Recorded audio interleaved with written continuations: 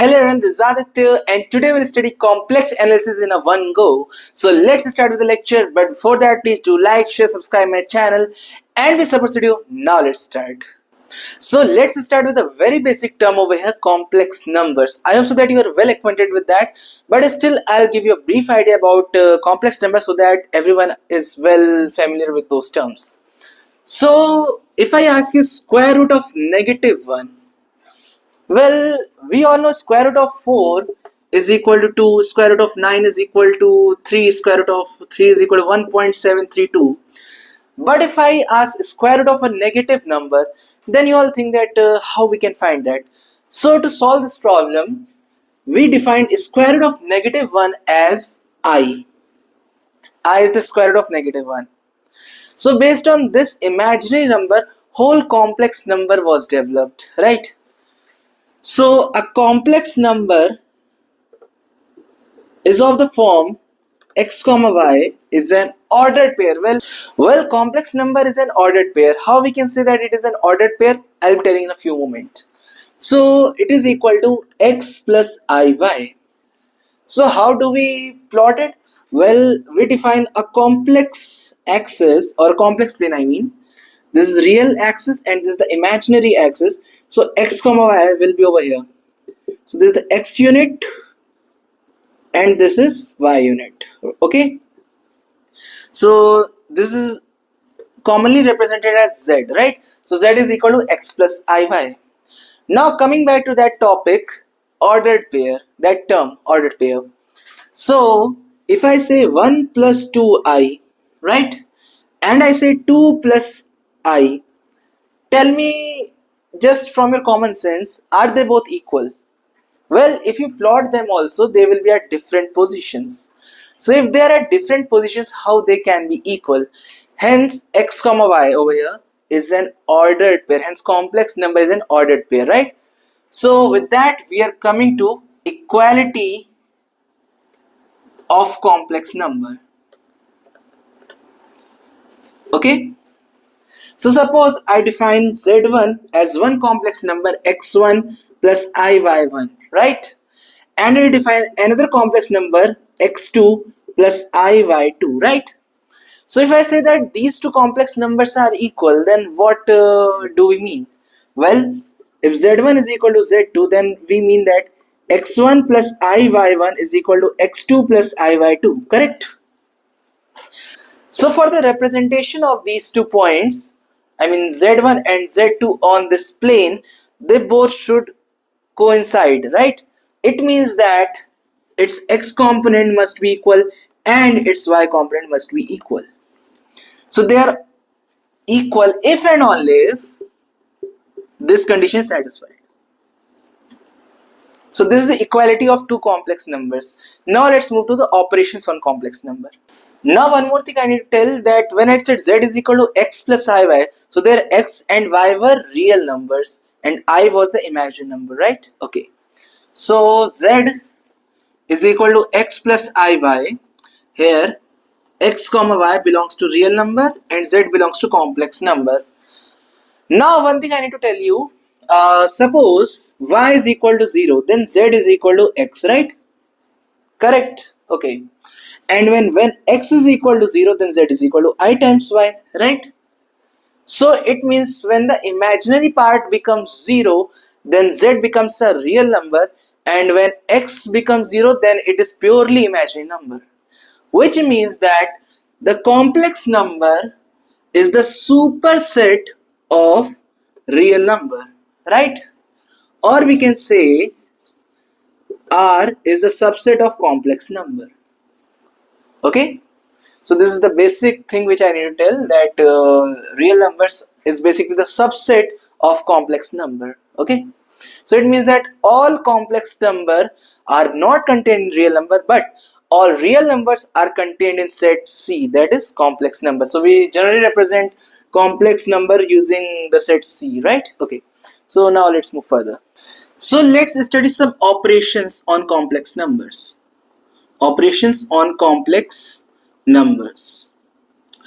Now, what do we mean by operation? Well, for example, when you were studying your algebra, like very simple thing, when you were studying about suppose real numbers, then what was the first thing you learned?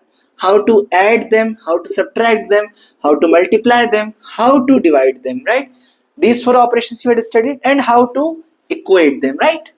These were the 4 5 operators which you used to study real numbers. So similar we will study in complex numbers also. So let's see that. Okay. So how do we add two complex numbers? So z1 plus z2. So it is equal to x1 plus iy1 plus x2 plus iy2, right? Okay. So how you used to add two ordered pairs when you were studying real numbers? Well, it was very simple. You used to do x1 comma y1 plus x2 comma y2. It was equal to x1 plus x2 comma y1 plus y2. Similarly, this is also an ordered pair, so you have to apply the same concept over here also. So what it will become is that it will become x1 plus x2 plus I times y1 plus y2, right? Simple. Okay, so I can apply a negative sign also, so it will be plus minus. So it is valid for addition also and for subtraction also, right? And how do we multiply it? Well, z1 times z2, right? It is equal to x1 plus iy1 into x2 plus iy2, right? So if I say find the product of a plus b into c plus d, how used to find? Used to distribute this, right? Okay, so used to get ac plus ad plus bc plus bd, right? So you used to get this expression. Okay, so similarly you have to apply the same concept over here. So you get x1 x2 plus I times y2 into x1 plus I y1 x2 negative y1 y2. Now note one thing, I times y is equal to negative 1 times negative 1, which is equal to negative 1. Okay, correct? Okay, so basically if root negative 1 is equal to I, so it means that I square is equal to negative 1. Okay, so that is what I have applied over here. I dot I is equal to negative 1. Okay, correct. So this is how you divide, this is how you multiply. And for division it is very simple, z1 by z2, it is x1 plus iy1 divided by x2 plus iy2. Now we generally don't keep a complex term in the denominator, so what we do is we rationalize this by the conjugate. So coming to the term conjugate, so if z is equal to x plus iy, if z is equal to x plus iy, then its conjugate is defined as x minus iy. Just replace the positive sign of I term into a negative sign. Okay, so just multiply x1 plus iy1 divided by x2 plus iy2 times this complex, this conjugate, x2 minus iy2 divided x2 minus iy2. Now what is the product of these two? Well, you know from the multiplication law, you can easily find out. You will get z dot z bar is equal to x square plus y square. If you evaluate this, just evaluate this, you will get this expression only. So x times x, it will become that, and yeah, you can evaluate this. It is very simple. So it is x1 plus iy1 into the quantity x2 minus iy2 divided by x2 square plus y2 square, right? And you know how to multiply these two expressions, right? So let me tell you a few example also, so that you don't get confused. So for example, addition, 1 plus 2i plus 3 plus 4i. So how you will add? 1 plus 4, 1 plus 3 is 4, plus 2 plus 6 is 6i, right? Fine. Okay, now how you will multiply these two expressions? 1 plus 2i times 3 plus 4i. Well, it will be equal to what? It will be equal to 1 into 3, it is 3 plus 4i plus 6i minus 8, correct? So it is equal to negative 5 plus 10i, right? Okay, now how you will divide this? For example, 3 plus 4i divided by 1 plus 2i. So you have to just multiply by the conjugate of the denominator. So it will be equal to 3 plus 4i times 1 minus 2i divided by 5. Okay, now you have to just evaluate this expression, which is very simple. Okay, So for multiplication, put a dot sign over here, right? So this is the basic operations which we study in this. So there are some more properties which I need to tell, and then we'll move further. Okay, so let me erase this. Now let's see some properties. Okay, these are very basic properties which you must be familiar. Z1 plus Z2 is equal to Z2 plus Z1. Which property is this? It is commutative property which we have studied in real numbers also, right? So this is commutative property. Commutative property, okay? And now which property we have to study? It is again commutative. Z1 dot Z2 is equal to Z2 dot Z1. Okay, so there is no restriction like it has to be like in one order only. It can be in both ways. Unlike matrices in which we have to follow the order, but over here it is okay. Okay, so now we see associative law. Z1 plus Z2 plus Z3 is equal to Z1 plus Z2 plus Z3. This is associative law or property, whatever you want to say. And again Z1 dot Z2 dot Z3 is similar to saying Z1 dot Z2 dot Z3. Okay, and this is distributive law. Z1 dot Z2 plus Z3 is Z1 dot Z2 plus Z1 dot Z3. This is very basic properties which you have already studied in your 12th grade, probably in 11th or 12th grade, but still I am discussing everything so that you don't get confused. So that is why I am in a faster speed, because these are things which you have already studied, so I don't think so that we have to spend much time on this. Okay, but still I am discussing. Now we have Z plus negative Z is equal to 0. This is additive inverse, right? So this is additive inverse, and Z dot 1 by Z is equal to 1. This is multiplicative inverse. Multiplicative inverse. Of course, Z can't be equal to 0. If it will be 0, then there will be problem. It will be division by 0, right? Which is not allowed as per mathematics, right? So let's move to some other concepts. Now there's a concept which I need to tell. You can skip it also, or you can try to understand the deepness of the statement which I'm going to say now or write on the board. A plus IB is equal to. Kindly note this. It is like a bit deep thing which I'm going to tell. Is equal to A plus I dot 0 plus 0 plus I dot 1 dot B plus I dot 0. So we can write this as this. So this is complex addition. This is complex addition. And this is complex multiplication, right? Okay. So this is how we can represent it, like in this form. Still, if you don't want to understand this, you can skip it. It is not that much important. But if you want to understand this, it is very much helpful for your higher studies. So you can try to understand it, okay? But if you don't want to, then it's fine, okay? Now let's discuss. I was telling about the conjugate, right? The conjugate. I defined it like the conjugate is like x minus iy, right? Okay. So let's discuss this now. Okay. So suppose there's a complex number a plus ib or x plus ib, whatever you want to say. Then z bar is equal to a minus ib, right? Okay.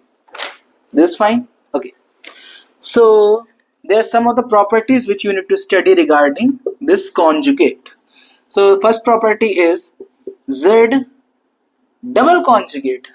Conjugate of conjugate is again equal to z. Why? Because x plus iy, when you do the conjugate you get x minus iy. When you again do the conjugate you get x plus iy again, right? Okay. So that is why z conjugate of conjugate is equal to z. Okay. Now the second property, z1 plus z2 conjugate is equal to z1 conjugate plus z2 conjugate. If you want, you can prove it also. Just say z1 is equal to x1 plus iy1 and z2 is equal to x2 plus iy2, right? Just take the conjugate on both sides you will get x1 minus iy1 is equal to x2 minus iy2. Just add, you will get x1 plus x2 minus I times y1 plus y2. And if you directly evaluate this, you will get x1 plus x2 plus I times y1 plus y2 is equal to x1 plus x2 minus I times y1 plus y2. Hence, this expression is verified, or you can do it on your own also if you want. Okay. And similarly for multiplication also, z1 dot z2 is equal to z1 conjugate dot z2 conjugate. Okay. So these are the basic properties of conjugate which you should know. And now I will be telling you certain things which are very important. So kindly note it. Now I was writing z is equal to x plus iy. Okay. Now if I ask you what is the real part of this z, then what you will say? Real part of z is equal to x because it has no I term. And if I say you imaginary part of z, then it is equal to y, not iy. We are just asking the magnitude, so it is equal to y. Okay. Now what is another way to represent x? Can we represent it in terms of z? Of course we can. How? Using conjugate. So z is equal to x plus iy, and z conjugate is equal to x minus iy, right? Okay. So just add this, you'll get 2x is equal to z plus z bar. Hence x is equal to z plus z bar by 2. Hence real part of z is z plus z bar by 2. Similarly, you just subtract this, what you will get? Z minus z bar is equal to 2iy. Hence y is equal to z minus z bar by 2i. Hence imaginary part of z is equal to z minus z bar by 2i. So this is how you represent the real part and the imaginary part. Okay. So this is very important. We'll be often using this again and again, right? Okay. So kindly note this. Okay. Now let's see what is left. Okay. So in this we have to study the representation, the polar form. Let's study that also. I am sure that you must have studied, but still I'll just give you a glimpse of that. Okay. So I draw this complex plane, right? This is imaginary axis, or it is called Argand plane also. This is Argand plane also. Argand plane or complex plane, right? Complex plane. Okay. Suppose there is a point x comma y, right? Like this. Okay. Suppose it makes an angle theta and it has a value r, suppose. Now I have to define r and theta. What are these quantities? Well, what is it? It is equal to x and this is equal to y.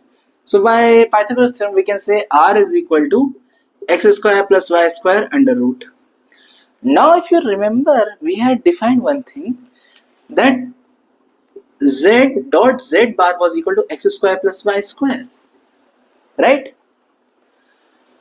And this is something very much similar. So we can say that it is equal to square root of z dot z bar, or it is equal to mod of z. This is called the modulus of z. So modulus of z is defined as x square plus y square under root. Okay. So r is basically the modulus of z. Suppose if x plus iy is a complex number, so z mod z is equal to x square plus y square under root. Okay.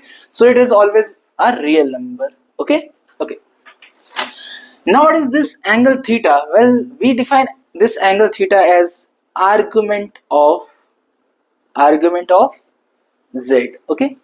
So this is defined as argument of z, which is equal to y by x. Okay. You can also say it is equal to tan of theta, right? Okay. So these are some of the basic things which you should know, and I'll be telling some of the properties which you should be well acquainted.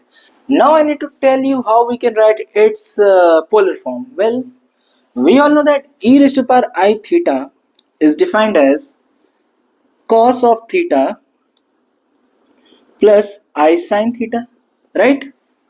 Okay. Now, why am I writing this? Just a minute. This is nothing to do with current calculation. I'll be telling this, I will be using this statement in like 2-3 steps. You have to just remember that this is an identity, right? You all must have studied it, okay? So, what is x? X is equal to r cos theta, right? X is equal to r cos theta and y is equal to r sin theta, correct? So, z was equal to r cos theta plus I sin theta, I times r sin theta, okay? Why? Because it was equal to x plus I y, so we have just substituted the value. So we get it as r times cos theta plus I sin theta. Now what is this expression? Well, it is equal to e raised to power I theta. R times e raised to power I theta. So z can also be represented like this.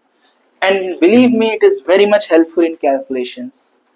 But I don't think so that there's much calculation required for this particular unit. But I hope so that you know the gravity of this particular expression. This is very much important, and this is polar form of z, right? So now this is known as the polar form, and that is it. Okay.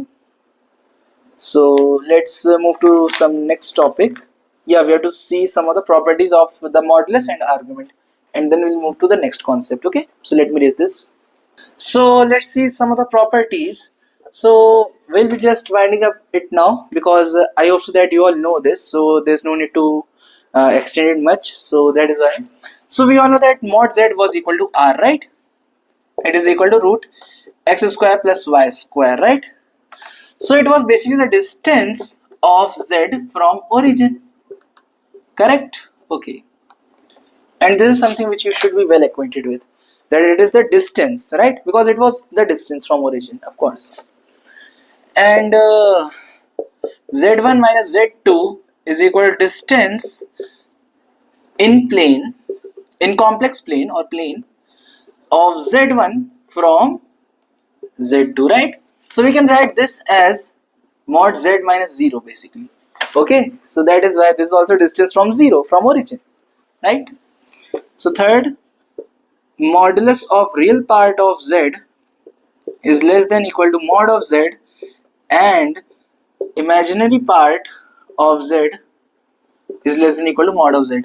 Well, you all can try this, and it is very simple. X is of course less than equal to x square plus y square square root, and similarly in this case also y is of course less than equal to x square plus y square, right? So that is it. Fourth, we have triangular inequality. It is very much helpful. So we have mod of z1 plus z2. Z2 is always less than equal to z1 plus mod of z2, right? Okay. And mod of z1 minus z2 is greater than equal to, so not double mod, we don't need double mod. Over here we will need double mod.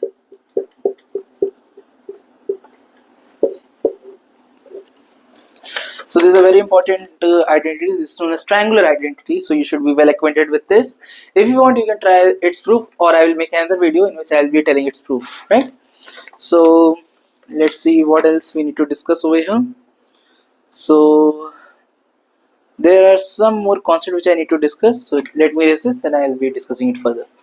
Now it is very basic thing. Suppose z1 is equal to r1 into cos theta 1 plus I sin theta 1, and z2 is equal to r2 cos theta 2 plus I sin theta 2. Then z1 into z2 is equal to r1 r2 into cos of theta 1 plus theta 2 plus I sin theta 1 plus theta 2. How? Well, you can write it like r times e raised to power I theta 1, and this is r e I theta 2. When you multiply it, you will get I theta 1 plus theta 2. So you just expanded this expression, okay? So this is how you write this, okay?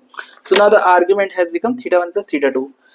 Hence, argument of z1 dot z2 is argument of z1 plus argument of z2. This is what we have got.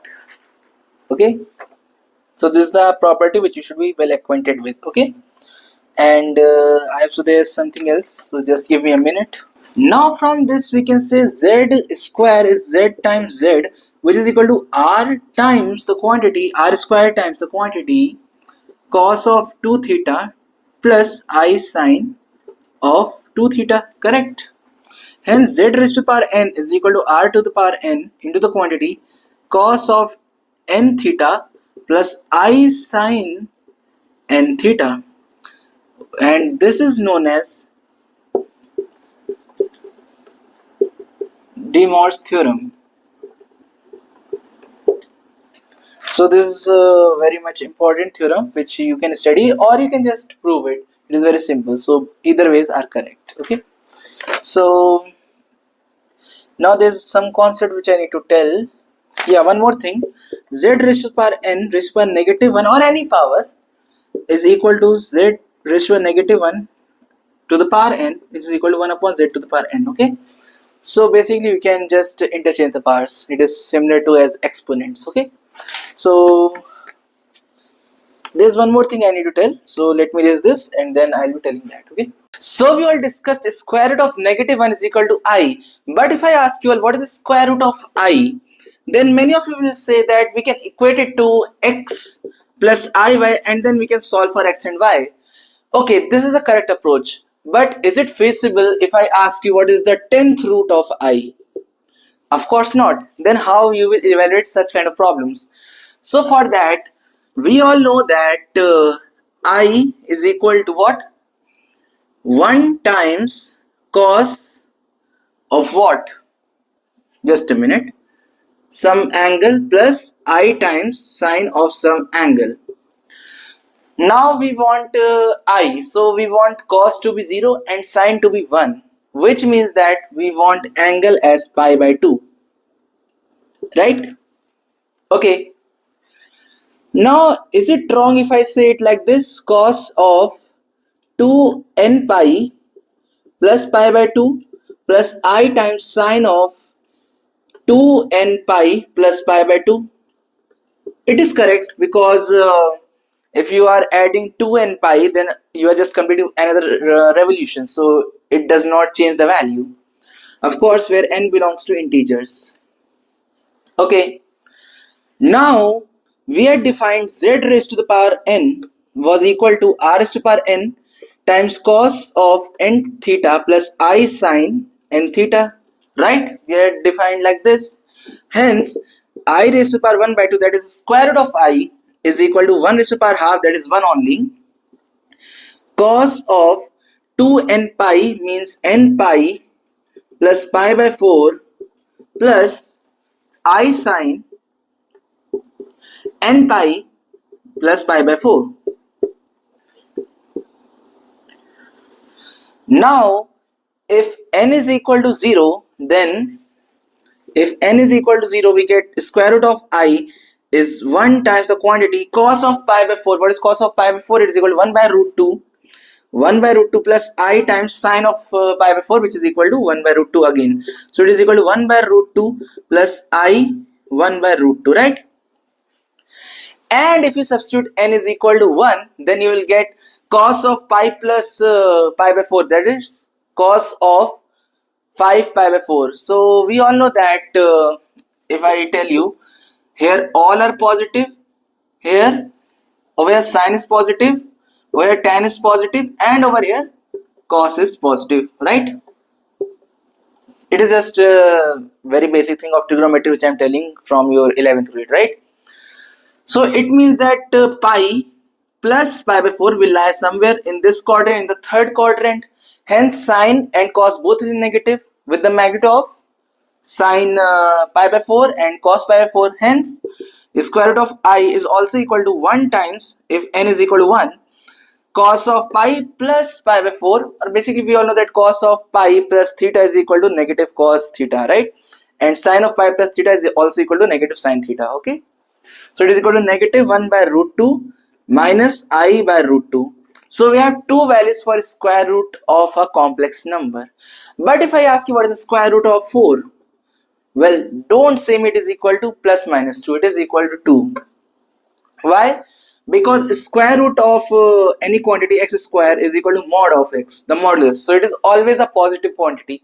But if I say x square is equal to 4, then yes, it has solutions as plus minus 2. But square root of any number, of any real number, is just one value, one positive value. Okay. So this thing you should know, that how we evaluate square root of complex numbers. So you can evaluate for any power now. Maybe for 10th root also you can evaluate, for 5th root or whatever root you want. You can just substitute any complex number over here and you can find any root, right? So I hope that this is clear. Now let's move forward. Now let's understand what do we actually mean by complex functions, not complex numbers. Let's understand that. Complex functions. Okay. So let me read out the definition first of all, that what do we actually mean by complex number. So suppose let D belong to some complex number. A function f defined on D is a rule that assigns a complex number w to each complex number z in D. Let me tell you. Suppose w is equal to f of z, okay, such that the function is going from D to C, okay, correct. So now we write f of z as u plus iv, where u is itself a function of x comma y and this is a function of x comma y again. So w is equal to f of x plus iy is equal to u of x comma y plus I times v of x comma y, right? So this is a complex function, okay? This is a complex function, okay? So now let's see what are the terms which we need to study. So there's one more thing which I need to discuss over here, that if one value of w corresponds to a value of z, then f of z is a single valued function of z, and if more than one value of w corresponds to a value of z, then f of z is a multi-valued function. Whatever, okay, multi-valued function, okay. So for example, f of z is equal to root z. Is it a multi-valued function or a single valued function? Well, if I give the input as square root of I, okay, if I give the input as I, then what is w? W is equal to square root of I. Now we had calculated that square root of I had two values. It means that for a value of z, we are getting multiple results. We are getting multiple values of w. Hence, it is a multi-valued function. Okay. But if on the other hand we say f of z is equal to z square, then it is a single valued function. Because for any input we won't be getting the result like this. We have only one result over here. That square is just a square. There is nothing else in the result. Okay. So that is it. So now we move to the next topic. Let's see what we have to study. Okay. Now let's start with the limits in complex analysis. So let's see that. Okay. So limits. So it is just similar concept which you used to apply in real numbers also. Limit z tends to z naught if it is equal to L. So we have defined f of z, the complex function, as u of x comma y plus I of v of x comma y. Correct? Okay. So suppose limit as z tends to z naught of the quantity u of x comma y plus iv x comma y. We all know that it was equal to L, so it is equal to L. Now we can distribute the limit, so we will have limit. Now we can write z as x comma y. X comma y tends to x naught comma y naught. Now it is function several variables. So I have already made a video on this topic. You can check out that video. So in that I have discussed everything like this, the double limit case. Okay, so you can check out that video. Okay, so u of x comma y plus limit x comma y tends to x naught comma y naught I times v of x comma y is equal to L. Hence we have L1 plus I times L2. Suppose this is L1 and this is equal to L2 is equal to L. This is the actual limit. Okay. Well, how we'll be using it, we will just see in a few moments. So don't panic. I'll just discuss it. Okay.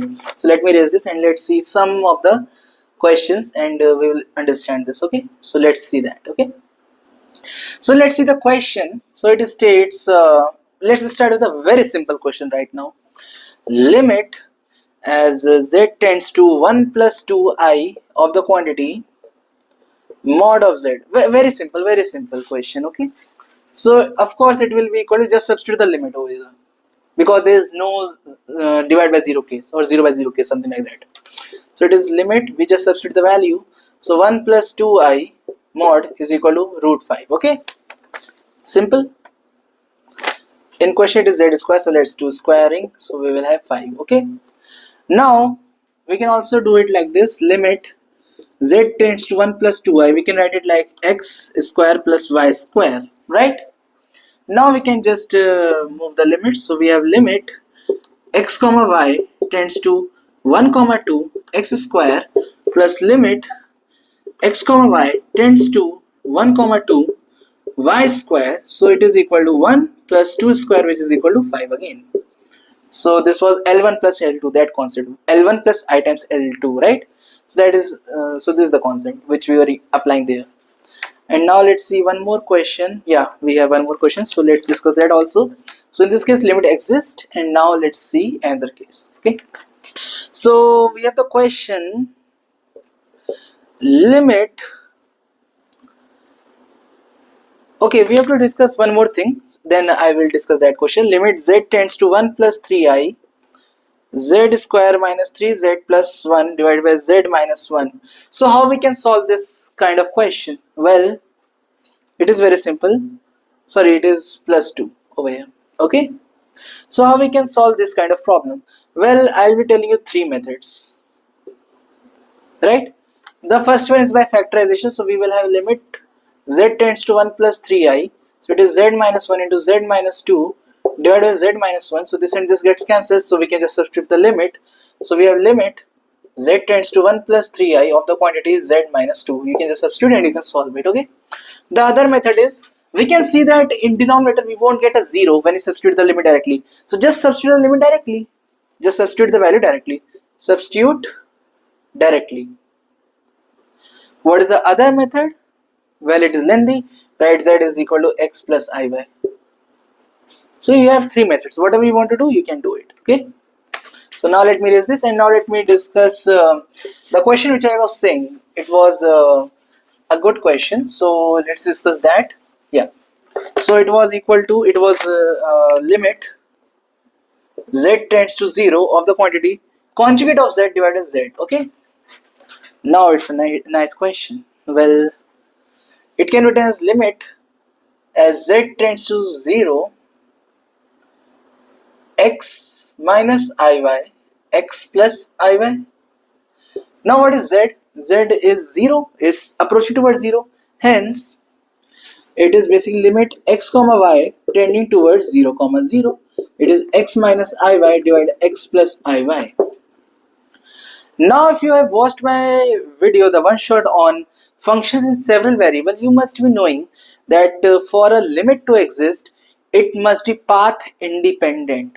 But we can easily prove that, suppose if I define a path y is equal to mx, where m is arbitrary, you can choose on yourself, then you will get limit x comma y tends to 0 comma 0, you will have x minus y, I mean mx, x plus I times mx, right? Okay, so it becomes limit x comma y tends to 0 comma 0, it will become 1 minus m divided by 1 plus I times m. Now since the limit is dependent upon m, we can say that the limit does not exist. Hence limit does not exist. Limit does not exist. Okay, so this is the concept of limit. And now what we are going to do is that we will study continuity. Well, it is very simple. Let's study that also. Continuity. Okay, so how we say that a function is continuous? Well, you must have studied in your 12th grade about limits, maybe in 11th or 12th, I don't remember. So there's a concept of quantity for real numbers. Now we will be extending that idea in the case of complex numbers also. So let's see that for complex functions. Okay. So first of all, let me define it. A continuous function. How we define it? Continuous function. Okay. So let f of z be defined and it be a single valued function. Okay. In a neighbor, I think you must be knowing about neighbor, right? When we define delta and epsilon delta method, you have to check that video on several variables. So I will give the link in the description. You can check out that video. But if you don't, if you remember, then it's okay. If you don't remember, you can check out that video. In that I've explained everything very clearly. Okay. Neighborhood of z naught. The function f of z is said to be continuous at z naught if for given epsilon greater than 0 there exists a delta greater than 0 such that f of z minus f of z naught mod is less than epsilon and mod of z minus z naught is less than delta. Okay, or we can just say that limit z tends to z naught of the quantity f of z, if it exists, it should be equal to f of z naught. Okay, so to understand neighborhood in this concept, you must be knowing about something called ball of radius r centered at a, which is something which we will study in later part of this lecture. And yeah, I will making two one shot for complex analysis. One in which I will be dealing till harmonic functions, and in the second one shot it will be related to contour integrals and the transformation, the bilinear transformation, linear transformation, and the sorts of thing, right? So it becomes very much comprehensible and understandable. So that is why. So first in this, I'll be telling the basic idea of complex analysis, and in that we'll be dealing with the calculation and the integral part. Okay. So this part we'll be dealing till harmonic function. I'm telling again, and in the second one shot, which I'll be making in 1-2-3 days, whatever, before 5th of November or 6th of November, I'll try to upload everything. Okay, till contour integral part. So what I was saying is that in this one shot I will be covering till harmonic functions, and in the second one shot I'll cover the transformations and integrals. Okay, I hope so that it is clear now. So let's see some questions on it. Yeah, one more thing. If f of z is u of x comma y plus I times v of x comma y, it is a complex function and it is continuous as z naught, then it should be continuous for x comma y and v x comma y. Basically u of x comma y should also be continuous at x naught comma y naught, and it should also be continuous at x naught comma y naught. Okay, so this is basic idea. Of course, if function is continuous, then of course whatever bases are treating that function, they must also be continuous. It is very logical statement, so it's not nothing new. Okay, so let's erase this and let's discuss some questions. So question, limit z tends to I of the quantity z square plus 1. Now of course it is a polynomial, so of course it will be continuous over whole plane, right? So it will be simply equal to I square plus 1, which is equal to 0, right? Okay. Or if you want to check using that statement, so limit z tends to I x plus iy, so it can be written as x comma y tends to 0 comma 1 whole square plus 1, which is equal to limit x comma y tends to 0 comma 1 of the quantity x square minus y square plus 1 plus the limit as x comma y tends to 0 comma 1 of the quantity 2 x y I times this quantity. Okay, so this will become 0 because if x is equal to 0, then 2xy will become 0. Very simple thing. And if x is equal to 0, this is 0, and if it is equal to 1, so negative 1 square is negative 1, negative 1 plus 1 is equal to 0. So again the answer is 0. Okay, so now let's see one more question, and it is an interesting question, so let's discuss that. And it is like it will build your concept, okay, if we discuss that. So question, f of z is equal to mod of z divided by z. Okay, so it is given that it is equal to mod of z divided by z if z is not equal to 0 and is 0 if z is equal to 0. Okay, so this is something which we are given, and we are given that we have to check for the continuity at 0. Okay, so let's see that. Now let's just apply simple concept. Limit as z tends to 0 from the right side, it will be mod z by z, it is equal to limit as z tends to 0 from the right side, it will be positive z divided z, which is equal to 1. Now limit z tends to 0 from the left side, so mod of z by z is equal to the limit z tends to from 0 from the left side, it will be negative z divided by z, which is equal to negative 1. Now they both are not equal, right?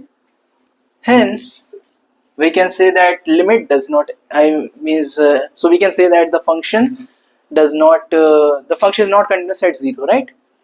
We can say that. Okay, now one thing, did you notice that I took right hand and left hand limit, but while checking for limit I was checking for different paths? Well, what I've done is over here is that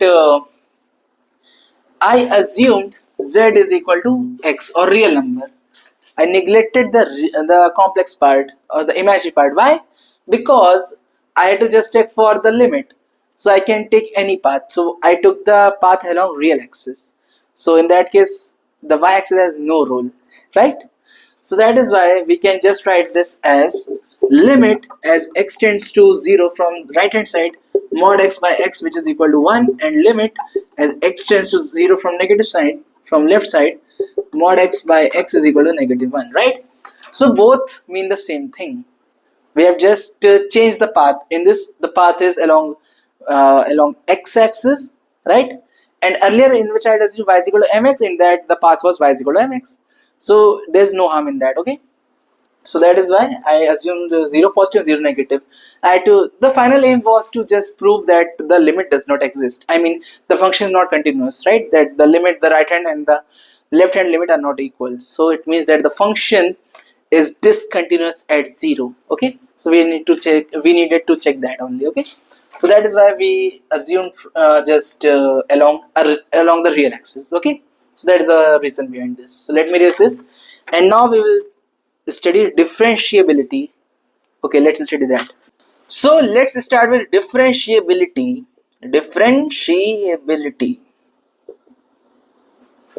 Well, just like we defined differentiability for real numbers, same is the case over here also. So a function f going from d to c is differentiable at z is equal to z naught, or simply at z naught, if limit as z tends to z naught of the quantity f of z minus f of z naught divided by z minus z naught, it exists.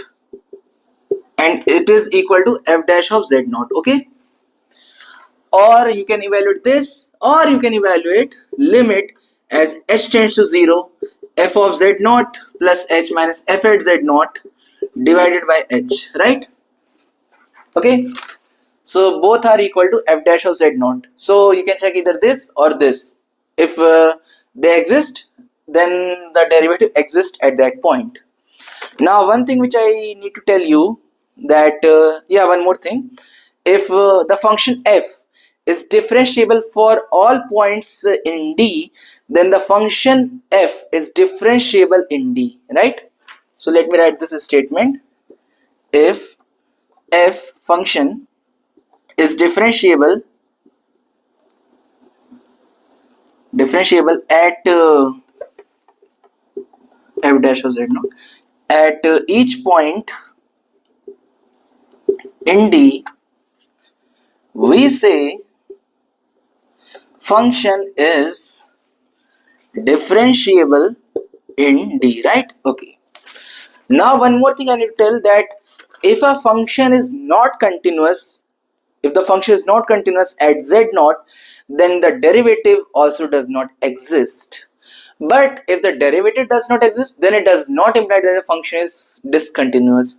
So it means that continuity is the necessary condition for differentiability. Continuity is the necessary condition for differentiability, but differentiability is not any condition for continuity. Okay, so let's move to the next concept now. So let's see a question now. Suppose f of z is equal to z square, then we have to find its derivative. Okay, for z belongs to complex numbers. Okay, so f of z is equal to z square, hence f dash of z is equal to the limit as h tends to 0 of the quantity f of z plus h minus f at z divided by h, right? So it will equal to limit as h tends to 0 of the quantity z plus h whole square minus z square divided by h, which implies this is equal to limit as h tends to 0 z square plus 2zh plus h square minus z square. So z and z cancel. I mean z square and z square gets cancelled. So we get limit as h tends to 0 2zh plus h square by h, which is equal to the limit as h tends to 0 of the quantity 2z plus h, which is equal to 2z. Hence the derivative of this quantity is equal to 2z, right? Okay, so now let's see another question now. Now there's a question that f of z is equal to z bar. We need to prove that it is continuous but not differentiable. At which point? Over whole plane. Okay. Well, of course, f of z is equal to x minus iy, correct? Okay. So of course it is always continuous. It is clear because it has no divide by 0 case or anything like that. Okay. But for continuity we need to do something. Limit as h tends to 0, and for differentiability I mean f of z plus h minus f at z divided by h, right? Okay. So we have limit as h tends to 0 of the quantity z plus h whole bar minus z bar divided by h, correct? So it means it is equal to limit as h tends to 0 of the quantity. Now we know that a plus b bar is equal to a bar plus b bar, right? So it is equal to z bar plus h bar minus z bar divided by h. So it is equal to limit as h tends to 0 of the quantity h bar by h. Now, how can we evaluate this now? Well, you can say h is equal to h1 plus ih2, right? You can say it like this, right? Hence, we have the quantity limit as h1 h2 tends to 0 comma 0 of the quantity h1 minus I h2 divided by h1 plus I h2.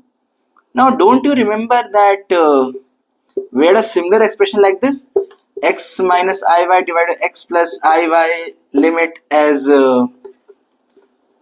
xy was tending to 0 comma 0, right?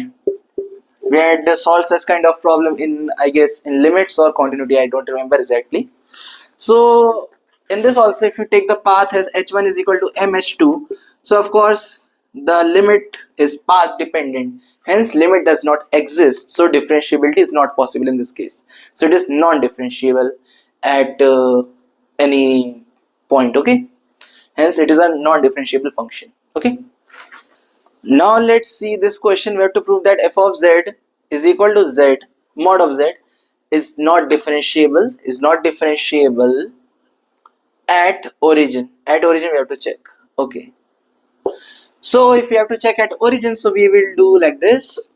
Limit as z tends to 0, f of z minus f at 0 divided by z minus 0.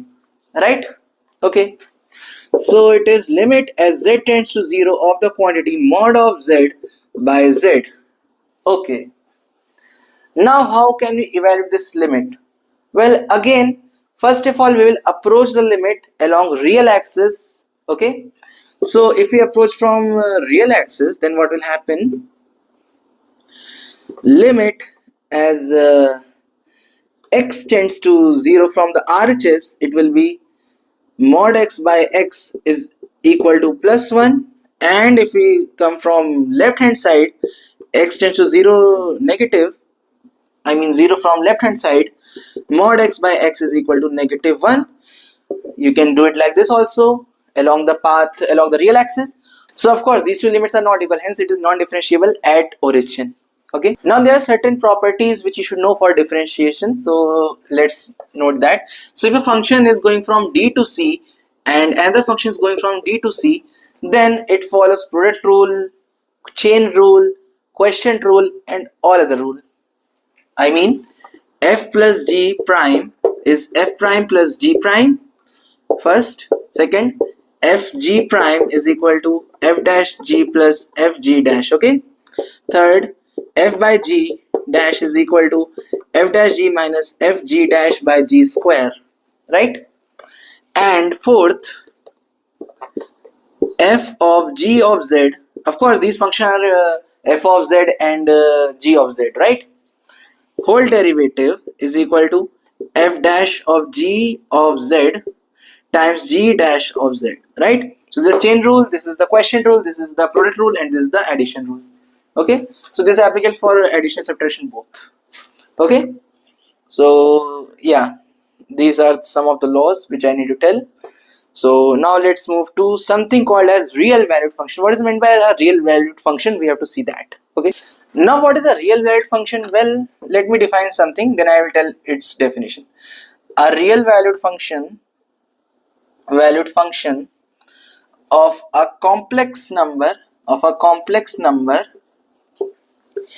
either has derivative 0 or derivative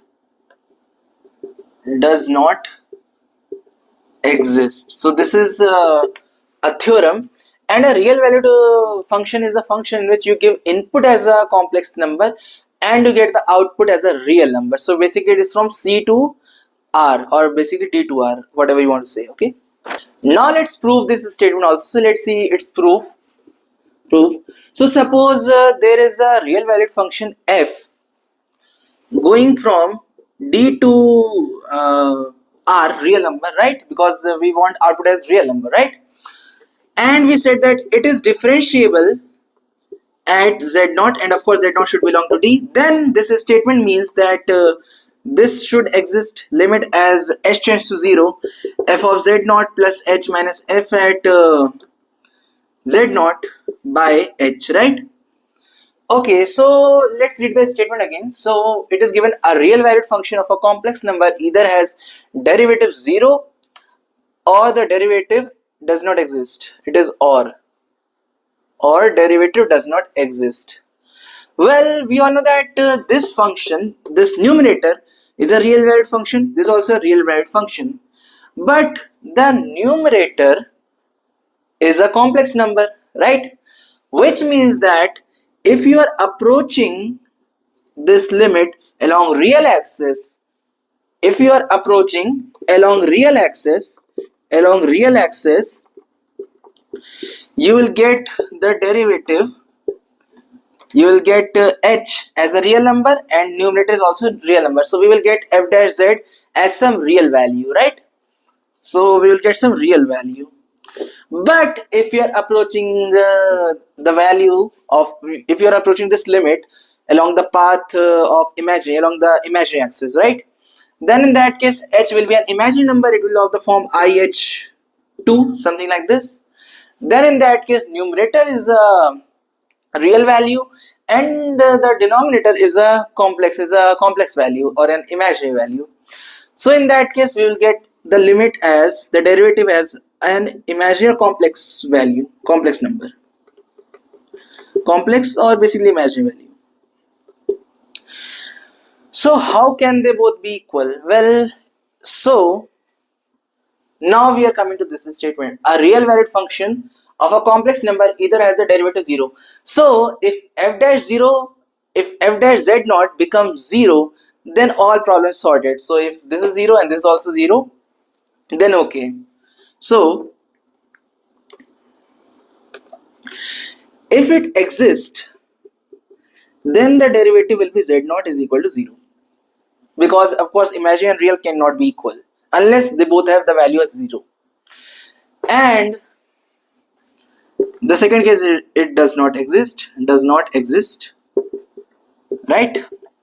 So this is what it means over here, that a real valued function derivative is always equal to 0 or it does not exist. Okay, so now let's move to next topic. Now let's do a question also. Suppose f of z is equal to the real part of z and we have to show that it is nowhere differentiable. Let's see how we'll prove it. So of course it is a real valued function. So solution. Well, I told that real part of z can be written as z plus z bar by 2, if you remember, right? Okay. So we all know that limit as h tends to 0, f of z plus h minus f at z divided by h, it is the derivative, right? Hence we have limit as h tends to 0 of the quantity, we can substitute it over here. So we have z plus h, right? Instead of z we are substituting this z plus h bar whole divided by 2 minus z plus z bar by 2 divided by h, correct? So we have limit as h tends to 0 of the quantity z plus, now we can break this, z plus h plus h bar by 2 plus minus z bar by 2, right? Divided by h. Now this and this will get cancelled. So we'll be left with 1 by 2 limit h tends to 0 of the quantity h plus h bar by h, correct? Hence we have 1 by 2 times the quantity 1 plus the limit as h tends to 0 h bar by h. Now of course this limit does not exist, we all know, we had proved this. Hence the derivative is nowhere differentiable. I mean this function is nowhere differentiable because the limit does not exist, right? Okay, so now let's move to the next topic, Cauchy-Riemann equations. So let's see that. So let's study Cauchy-Riemann equations. Cauchy-Riemann equation. So first of all, let me write the statement. If f of z is equal to u plus iv and it is differentiable, if this function, if f of z is differentiable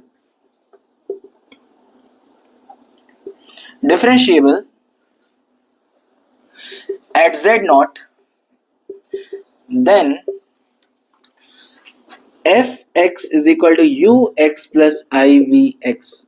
Of course fx is del f by del x, right? I think you know it. Okay, and fy is equal to uy plus ivy, right? Del f by del y. Okay, exist at z naught and satisfy Cauchy-Riemann or CR equation at Z0. Okay, so how it satisfy? It satisfy like f of y is equal to I times f of x. We will see its proof in a few moments, don't worry. Okay, so this implies that uy plus I vy is I times ux plus I vx, correct? So we have uy plus I vy is equal to iux minus vx, right? Hence we have uy is equal to negative vx and vy is equal to ux, correct?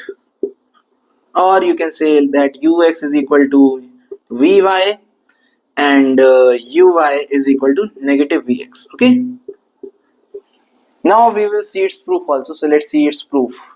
So let's see its proof.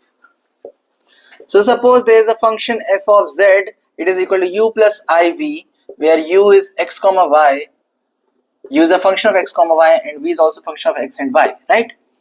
So f dash at z naught we have to evaluate. Okay, so it is equal to limit as h tends to 0 of the quantity f of z naught plus h minus f at z naught divided by h, right? Now we can write h as h1 plus I h2, right?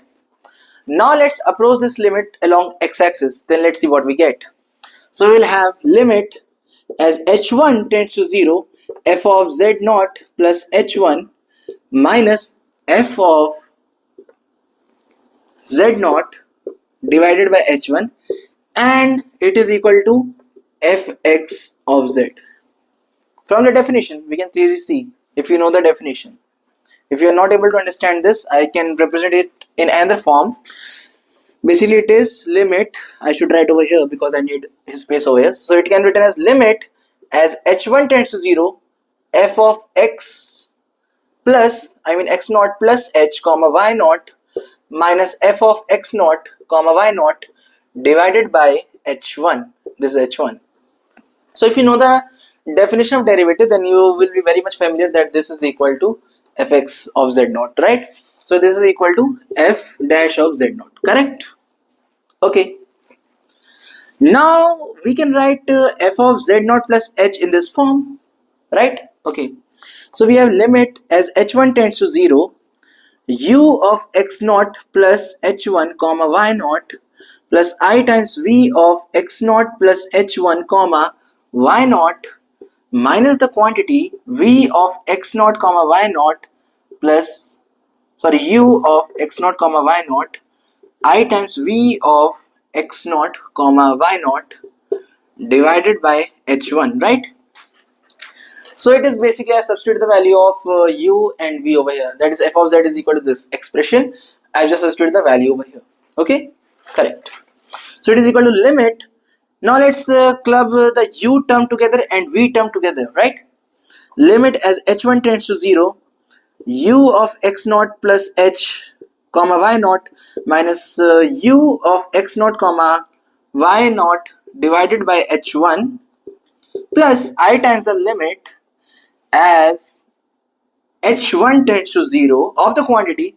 Try to understand things because it is just a calculation part which I am doing. The concept is this only, and I am just expressing it in form of u and v, right? That is it what I am doing. Okay, you will understand in a few minutes that why I am doing this. V of x naught plus h1 comma y naught minus u of, it is v of this expression minus v of x naught comma y naught divided by h1, right? Now this is equal to u of x. This is ux and this is plus ivx, right? Understood? So you can write this as ux plus ivx2, correct? Okay, now let's apply the same thing but along imaginary axis. Let's do that also along y-axis. Okay, so let me erase this and let me note the result that f dash of z naught was equal to fx z naught is equal to ux plus ivx. Okay, now let me erase this stuff. So along y-axis if we go, f dash of z naught is equal to limit as h2 tends to 0 of the quantity f of x naught comma y naught plus h2 minus f of x naught comma y naught divided by h2, right? Divided by h2. Of course, it will be I times h2 because now we have taken along x-axis, along y-axis. Okay. So this is equal to 1 upon I times the quantity f of y x naught comma, just we can say z, or f dash of z naught, right?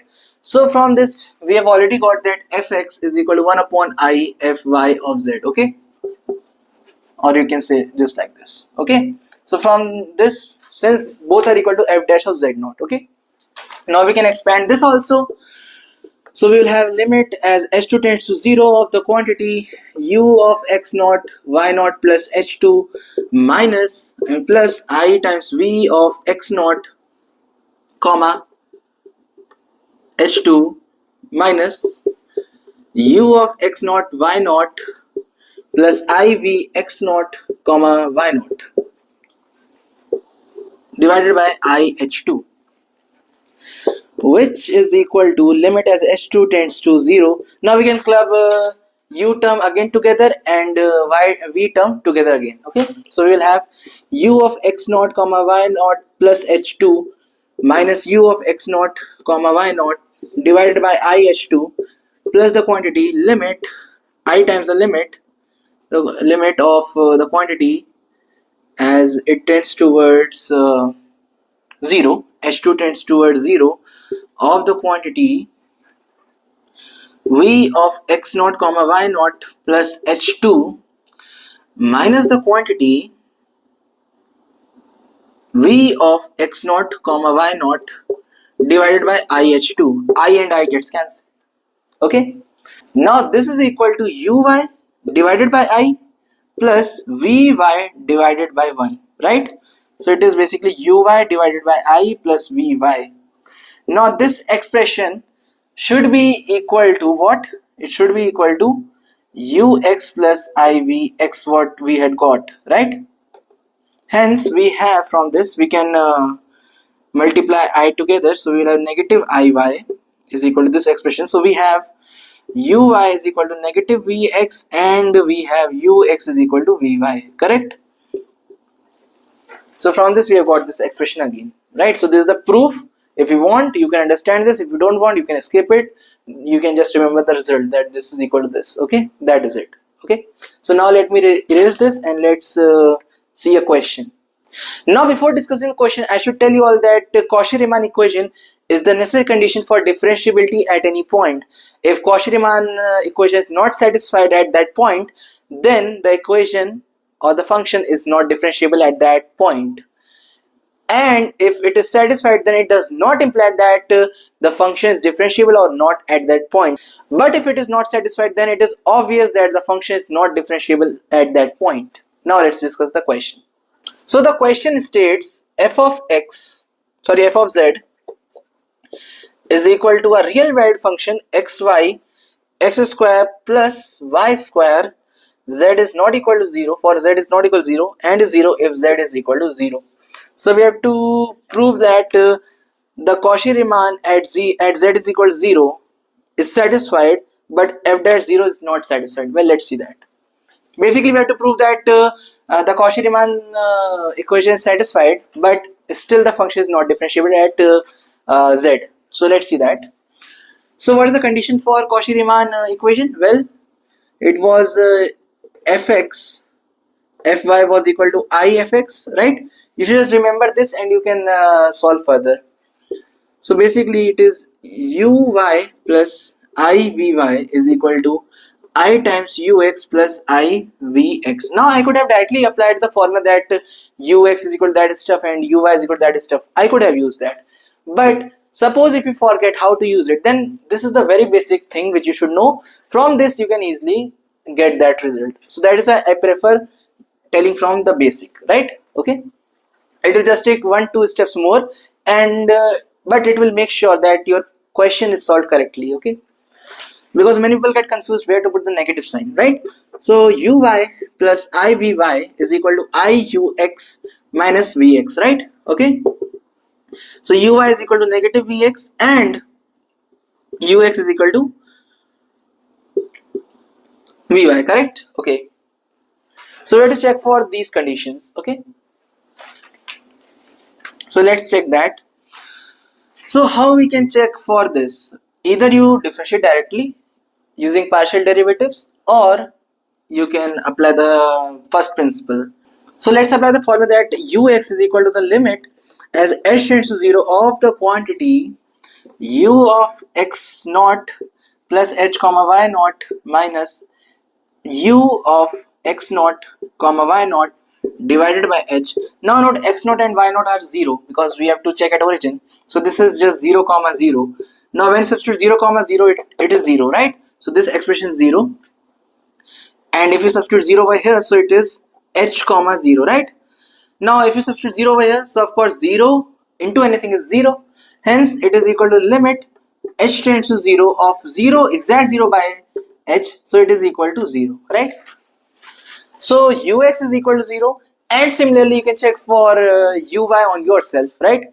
What will be different over there is it is limit as h tends to 0 u of 0 comma h minus u of 0 comma 0 divided by h, and this also will be equal to 0, right? You can check on yourself. Okay, so it means that uy is also equal to 0, vx is also equal to 0, so this is satisfied.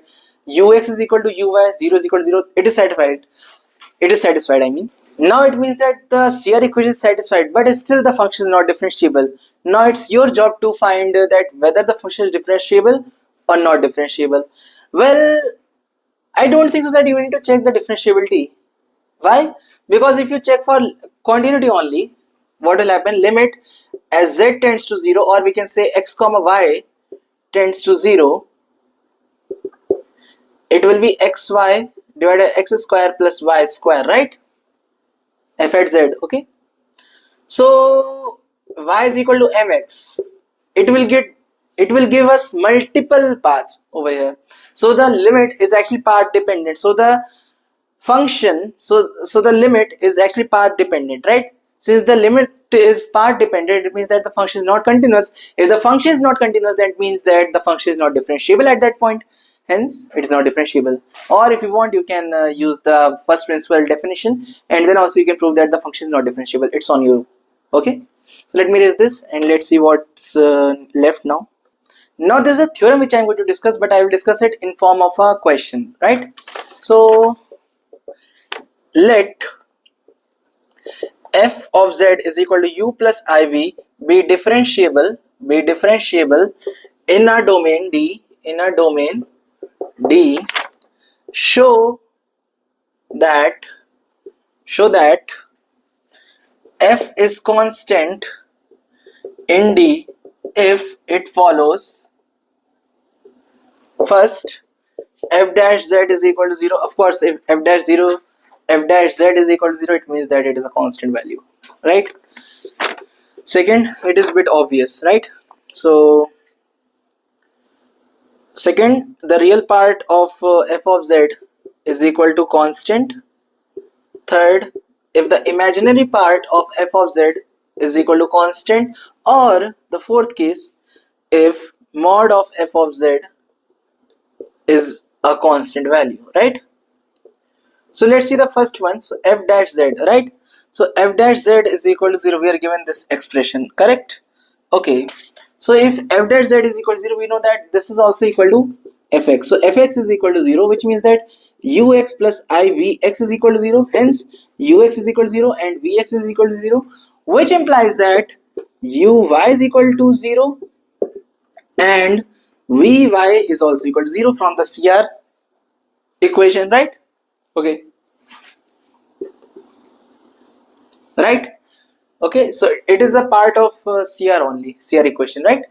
So from this we can say that uy is equal to 0 and vy is also equal to 0, right? Okay, now so if these are equal to 0, then it means that the function, basically the function which is composed of these two expressions, these two basis function, so if they are also equal to 0, hence f of z itself is a constant function. Okay, so I think this is what we needed to prove. Okay, now let's check for this one, real part of f of z. We are given this is equal to constant, so we can assume it as u, right? Well, Why u? Because the real part of f of z is equal to u, right? So we are given that this is equal to constant, hence ux is equal to 0. Ux is equal to 0, right? Okay, so we are given that ux is equal to 0. So we can say that ui is also equal to 0. Now again from CR we have Vx is equal to Vy is equal to 0. Again from CR we can say that, right? Because Vx and Uy and Vy and Ux are connected together, right? Hence they are also equal to 0, which implies that U and V are constant, hence the function itself is a constant function, right? So now you can check for imaginary part on yourself and this modulus part also on yourself if you want, okay? So modulus part maybe I can discuss. Let's discuss that. So mod of f of z. So let's assume it equal to k, right? Let's assume it equal to k, right? So we can say that u square plus v square is equal to k square, right? We can say this. Now let's take the derivative. You will have ux plus vx is equal to 0 and take the derivative with respect to y also. So you have uy plus vvy is equal to 0, right? So we've got this expression. So what we are going to do is that we will square and add this stuff, right? So let's see what we'll get. So this one plus 2 ux vvx plus v square vx square, correct? And there we will get u square uy square plus 2 uy plus into vy plus v square vy square is equal to 0. Now how many of you can notice that this and this will get cancelled? Because ux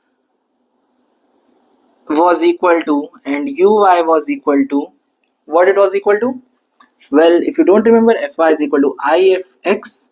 So you have uy plus ivy is equal to I times ux plus ivy. So you can say that vy is equal to uy plus ivy is equal to negative vy plus iux. So it is equal to vy and it is negative vx, right? So it means that ux and vx. So it means that let me write it like this. So we can just interchange it. You will get ux is equal to vy and negative vx is equal to uy. So just multiply it. You will get ux vx is equal to negative vy uy. So we have ux vx plus vy uy is equal to 0, right?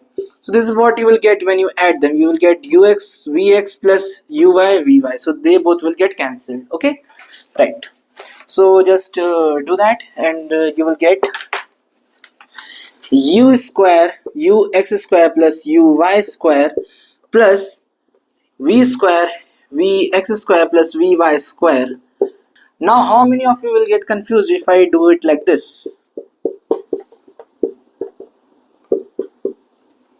Because vx is again equal to, since it is square so sign does not matter, so vx square will be equal to uy square and vy square will be equal to ux square.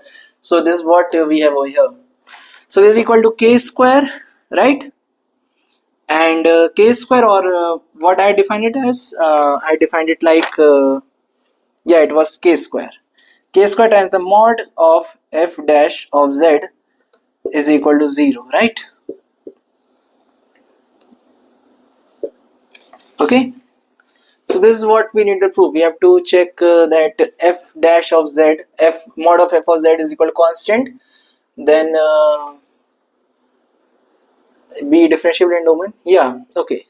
So from this we can say that f is a constant value because its derivative is also constant, the mod of its derivative is also constant, and the mod of the function itself is a constant. So it means that the function itself is a constant function, okay? So now let's erase this and let's move to further concept, okay? And yeah, one more thing, if you think that how I wrote this, we know that this is ux square and this will become vx square, right? So now you understood, okay? Now let's discuss analytic function. So we are going to discuss analytic function. So a function, let's define it first of all. A function f going from d to c is said to be analytic at a point z not belonging to D if it is differentiable at every point of some neighborhood of z naught. Okay, so this is how we define analytic function, and now there's some terms related to it, so let's study that also. So analytic function is also called regular function, or it is also called holomorphic function. Holomorphic function. Well, the name itself has many significance, but I don't think so we should discuss it right now. Okay, the function f is said to be analytic is said to be analytic on D if it is analytic at every point on D, right? Okay, now fourth point, a function is said to be a function which is analytic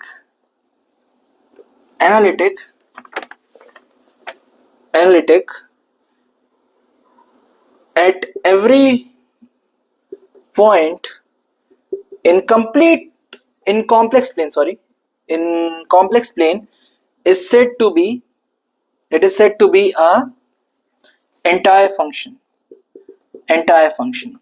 So basically a function f going from D to C is said to be an analytic function, analytic at a point z naught if it is differentiable at every point of some neighborhood, do you remember epsilon delta, that method only, of z naught. So analytic function, it is also called regular function or holomorphic function. If the function is analytic over a complete D, then we say that it is a analytic function, and a function which is analytic at every point on complex plane, it is called an entire function. Okay, so now let's see a question to understand it, right? So let's see a question. We have to show that f of z is equal to z bar is nowhere analytic or analytical. Well, we know that f of z is equal to z bar is equal to x minus iy, correct? Okay, now let's find ux, uy, vy, vx, right? So what is ux? Well, u of x comma y is equal to x. Basically we are given that u is equal to x and v is equal to negative y, right? Hence ux is equal to 1, uy is equal to 0, and vx is equal to 0 and vy is equal to negative 1, correct? Okay, now we know the condition that uy, it should be equal to vx, right? Okay, negative of vx actually, and ux must be equal to the positive value of the quantity vy. Now it is not satisfied. Why? Because ux is 1 and this is negative 1, so they both are not equal, of course. Hence the function is not differentiable, since it is not following CR equation. Hence it is not differentiable, hence it is not analytical, because to be analytical it should be differentiable, right? Okay, so let's see the next question. We are given f of z is equal to mod z square. So we have to prove that it is differentiable only at origin, and hence it is nowhere analytical. Okay, solution. So basically f of z is equal to x square plus y square, so it is a real valued function. Hence u is equal to x square plus y square and v is equal to 0. Hence ux is equal to 2x and uy is equal to 2y and vx is equal to 0 and vy is equal to 0. Now we all know that vx must be equal to what? It should be equal to negative uy and vy should be equal to ux, right? Now it means that 2y should be equal to 0 and 2x should be equal to 0 for differentiability, because If it will be another value, then CR equation won't be satisfied. Hence, the function will be not differentiable. Hence, the function is only differentiable at origin. The function is only differentiable at origin. Hence, the function is nowhere analytic. Okay. Hence, proved. Now, if you have to check the differentiability, also you can check it like that. Also, if you have any doubt, z tends to 0 of mod z square by z, it is equal to limit z tends to 0 of the quantity z times z bar divided by z, so it is equal to 0, right? It is very simple. Okay, so don't worry. Now let's see some of the standard functions, standard analytic function. Standard let me write it properly. Standard functions. First, any polynomial p of z is equal to summation a I z n zi, where I goes from 0 to n, is an entire function. Okay, and sin z, cos z, e to the power z, they are entire function again, right? Third, f of z is equal to 1 upon is equal to z by 1 minus z. It is an analytic function in complex plane except 1. Hence, due to this one, it couldn't become an entire function, but it is analytic. Fourth, real part of z, imaginary part of z, e raised to power z bar, they are nowhere analytic. So this was analytic functions, and now we are going to study the last portion of this one shot, that is harmonic functions. So let's see how we will study that. Okay, harmonic functions. So let's study this harmonic functions. So a function phi going from omega to r is said, basically it is a real, this is a real valued function, right? Because it is going till r. Okay, going to r, right? Is said to be harmonic in an open set.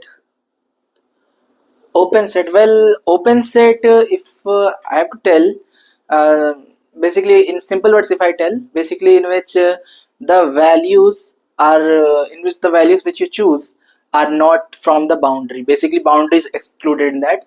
So basically when you will study the ball of radius r centered at a, in that it will be very much easy to understand. For example, this is a circle centered at a of radius r, and in this you neglect this boundary region, the values from this boundary region, then we say it is an open set, right? It was very basic idea to give, but still I hope so that from this you can understand it a bit. But of course, for this I have to teach you like ball of radius r, that those subsets. So I don't think so that right now we should discuss that, because it will create confusion, right? So for now, just take it as a word, right? Okay, if you want, I will make a video on this separately. Okay, so set phi, if it has continuous partial derivatives, and if you want to study partial differential equations, I have already made a video on this. It is a one shot of 2.5 hours. You can check out that video. In that I've recorded everything. I've taught everything which is required for partial differential equations, from very basics to Monge's method. I've covered everything. It includes everything. Maybe certain topics are not even a syllabus of Btech. I covered that also. So don't worry, you can check out that. Okay. So now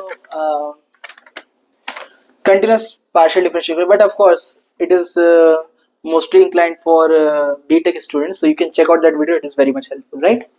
So continuous partial differential equation, right?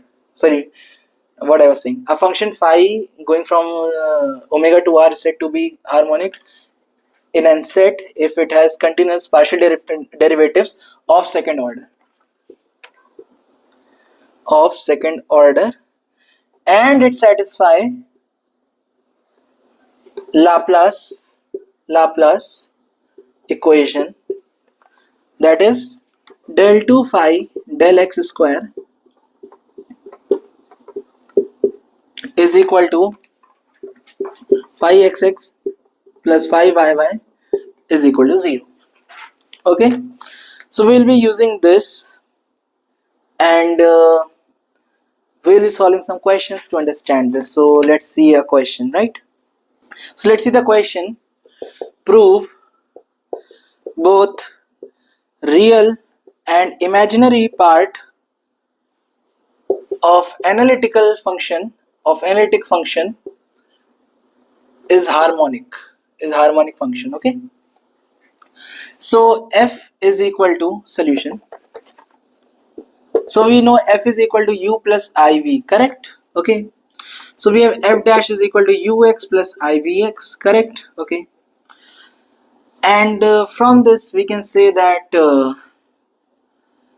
ux, using the property of using Cauchy Riemann equation, we can say that ux is equal to vy, which implies that uxx is equal to vxy, and vy is equal to negative, I mean uy is equal to negative vx, which implies uyy is equal to vyx. Okay, negative. Now just add them. These both will get cancelled, so we will have uxx plus uyy is equal to 0. Hence, del 2x by del 2u by del x square plus del 2u by del y square is equal to 0. So this is for the real part. For imaginary also, you can apply the same rule and you will get again the same result. This result. Okay, so this is for imaginary and this is for real, and for this again you will have, since it is like this, so del 2f by del x square plus del 2f by del y square is equal to 0, right? So either ways it's correct. Okay, so now let's erase this and let's move to next question. Now there's a term called harmonic conjugate, which I won't define right now, but I will use it in question and I will explain it because it has something to do with simply connected domain, and I don't think so that I should discuss it right now. In the second one shot, in which I will cover complex integrals and transformation, in that I will discuss it. So from that you can get an idea. So I'm skipping the definition right now. I'll just discuss the question, right? So question. So we are given, show u of x comma y is equal to 4xy minus x cube plus 3xy square is harmonic, and we have to find v. This v is called harmonic conjugate actually. Okay, such that f is equal to u plus iv is analytic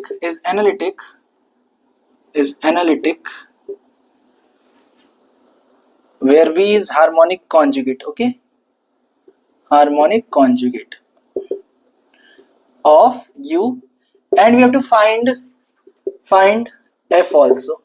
So we will cover everything in one question only. So let's see that. So we have u is equal to 4xy minus x cube plus 3xy square.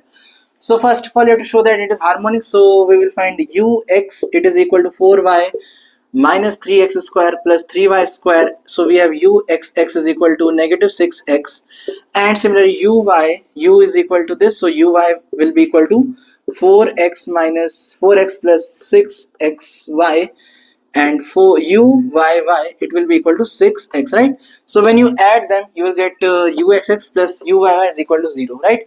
Hence it is harmonic. So first thing which we have converted, so first thing we have checked, right? That is harmonic. We have proved that. Now what is the second thing? We need to find v. So how we find v? Well, we know that uy is equal to, and ux is equal to what? We know that it is equal to, ux is equal to vy and uy is equal to negative vx from CR equation. So from this we can say that uy is equal to 4x minus 4x plus 6xy is equal to negative vx, and we have vy is equal to the quantity ux 4y minus 3x square plus 3y square, correct? Okay. Now how can we find v using this? Well, we all know that v, the complete derivative is equal to the partial derivative with respect to x dx plus partial derivative with respect to y dy, right? So it is equal to vx dx plus vy dy. So it is equal to, what is vx? Well, vx is equal to negative 4x negative 6xy dx plus 4y minus 3x square plus 3y square, right? dy, right? So we have negative 4x dx minus 6xy dx minus 3x square. Well, I should write in proper sequence only. 4y dy minus 3x square dy plus 3y square dy, correct? Now how can we evaluate this expression? Well, we can see that here we have x with dx only and y with dy and y with dy again. Now the problem is with these two terms. So we have dv is equal to negative 4x dx plus 4y dy plus 3y square dy, right?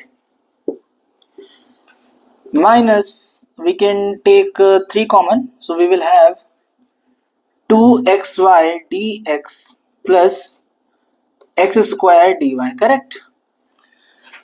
Now can we do something of it? Well, it is in exact form, so what we can do is that we know that x square y derivative is equal to 2xy plus, or we can put it like this, the derivative of x square y is equal to 2xy dx plus the quantity x square dy, right? So this is what it is written over here.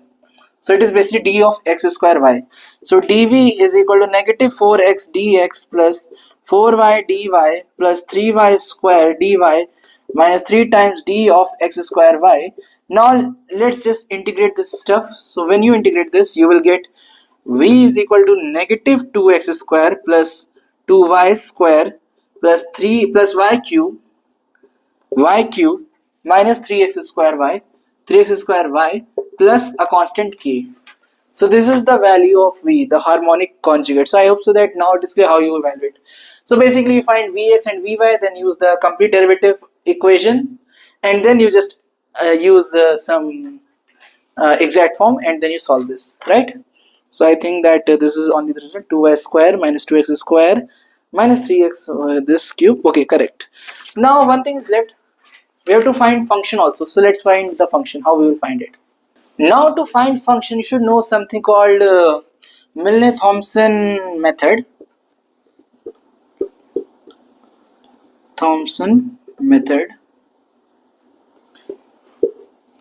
So if del u by del x is equal to phi 1 of z comma 0 and del u by del y is equal to phi 2, basically if we are solving in case of u, real part of f of z, then we will set it equal to phi 1 of z comma 0 and phi 2 of z comma 0, and then we will say f of z is equal to the integral over the region phi 1 of z comma 0 minus I times phi 2 of z comma 0 dz.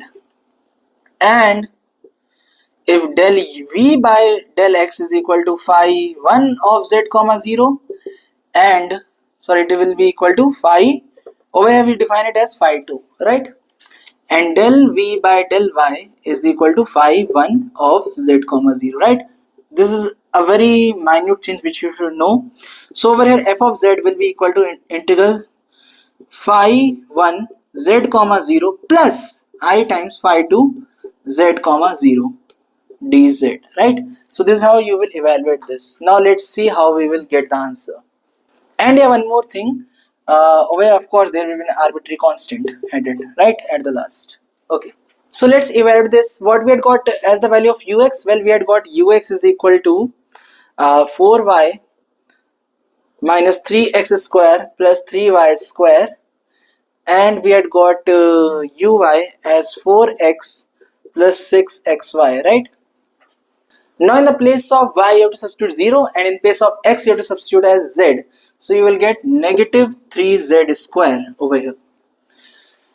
And in this also you have to do same, so you will get 4z, right? Now integrate this over the region, you will get minus 3z square minus 4z I dz, it is equal to negative z cube minus 2iz square plus constant. This is f of z. Okay. Now using this method also, let's see. So we had got Vx is equal to what we had got Vx.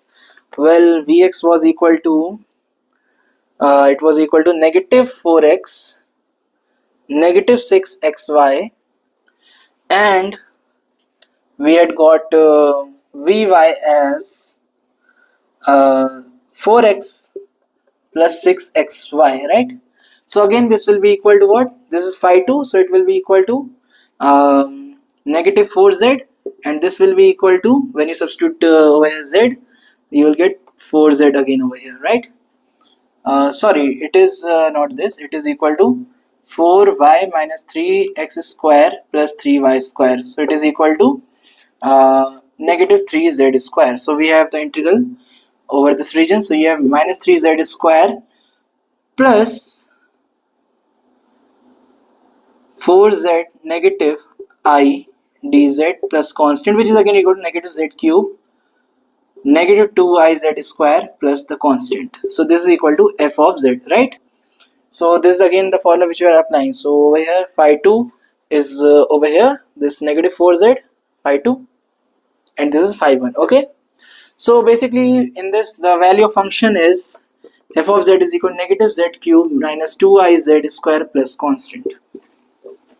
So I've taught everything related to the basics of complex analysis, and not basics, I've taught everything basically with all questions and all types which was needed. And now I'll make another one shot in which I will cover the transformations, the linear, bilinear transformations, and other sorts of transformations. I will teach curves, and I will teach the complex integrals and other Taylor series and all, everything I will teach in that. Okay. Now this lecture you can take as a part 1 maybe, or it is in itself it is sufficient, but still you can take it as part 1, and in part 2 I'll cover complex integrals, right? Though I take complex integrals and complex analysis in a different way, because they both don't match too much, because one is related to integrals and one is related to an introduction, right? So it is basically an advanced form of this, basically, if I speak frankly. Okay, but still I think that this much is enough for the first part, and I hope so that you will enjoy this video. If you did, then please do like, share, subscribe my channel, and please support this video. Bye bye, take care, and all the best.